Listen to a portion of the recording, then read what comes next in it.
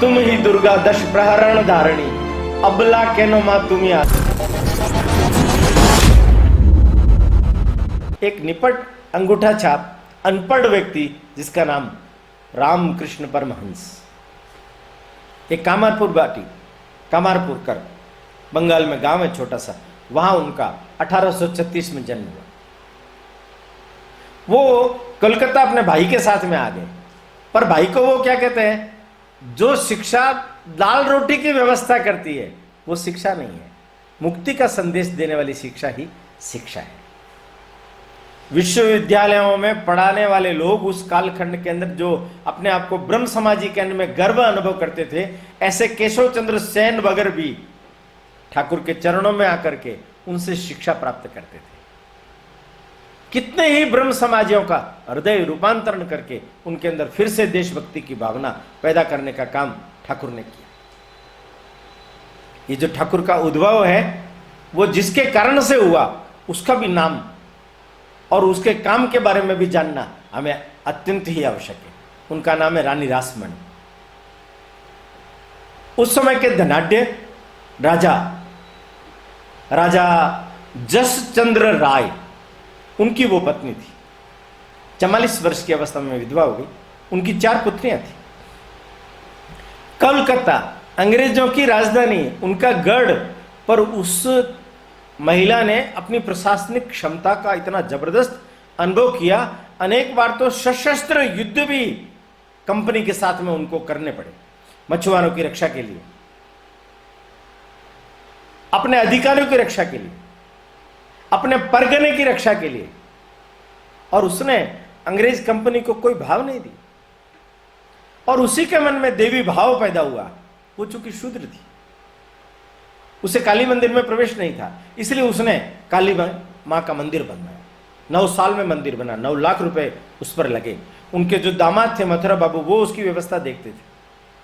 पर यह रानी इतनी देव भक्त थी, इसने देश भर के अनेक तीर्थ स्थानों पर भी धर्मशालाएं, उनके लिए वहां की व्यवस्थाएं वगैरह की। अत्यंत ही धार्मिक महिला और रामकृष्ण परमहंस की परम भक्त। अब ये जो रामकृष्ण परमहंस है, इन्होंने तो विवेकानंद को जन्म दिया। और विवेकानंद ने क्या काम किया पूरे देश भर के अंदर, ईसाइयों के मुंह पर जाकर के ईसाइयों के कुकर्मों के बारे में जानकारी देने वाला वो शेर पुरुष था, सिंह था, वो योद्धा था। वो इनके अनेक शिष्यों ने समाज के अंदर देशभक्ति की भावना जागृत करने का प्रयास किया। आप देखिए, एक बड़ी अच्छी बात बताता हूं मैं आपको। काली के परम भक्त होते हुए भी हमारे यहां जो शंकराचार्य के समय से पंचदेवों के पूजन की व्यवस्था है, आज भी मठों के अंदर, रामकृष्ण मठ मिशन के अंदर पंचदेव की पूजा उपासना होती है।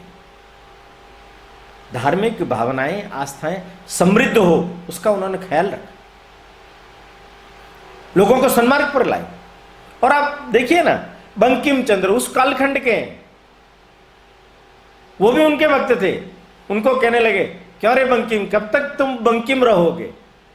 दुर्गेश नंदिनी वगैरह ऐसी पुस्तकें तो तुम लिख रहे हो, पर क्या तुम्हें मां का ख्याल नहीं आया? मां के बारे में क्या तुम कभी नहीं लिखोगे? ये बात बंकिम चंद्र को लगी। ठाकुर 1836 में गए, पर 1884 में आनंद मठ आ गया और वंदे मातरम उसकी रचना हो गई। तुम ही दुर्गा दश प्रहरण धारणी, अबला केनो मां तुम्ही आलो। कितने प्रकार की बातें देशभक्ति की उस गीत के अंदर छुपी हुई थी। और वो गीत आजादी के आंदोलन में वंदे मातरम का नारा क्रांतिकारियों के लिए एक बड़ा ही उत्प्रेरक नारा हो गया। रानी रासमणी के जीवन को ध्यान में रख करके ही उन्होंने देवी चौधरानी उसकी रचना की थी। माने लोक चेतना जगाने के लिए ठाकुर और उनके शिष्यों ने, विवेकानंद जी ने कितना जबरदस्त प्रयास किया। ये केवल कोलकाता में नहीं, दादा भाई नौरोजी, महादेव गोविंद रानाडे, आंध्र प्रदेश, कर्नाटक, केरल, अनेक जगहों पर सामाजिक क्रांति के लिए बहुत प्रयास हुआ। अलग अलग संत महात्मा, अलग अलग सामाजिक पुरुष वो खड़े हुए और उन्होंने लोगों को स्वदेशी, देशभक्ति, स्वतंत्रता, स्वाधीनता, स्वराज्य, इसके संस्कार देने का प्रयास किया।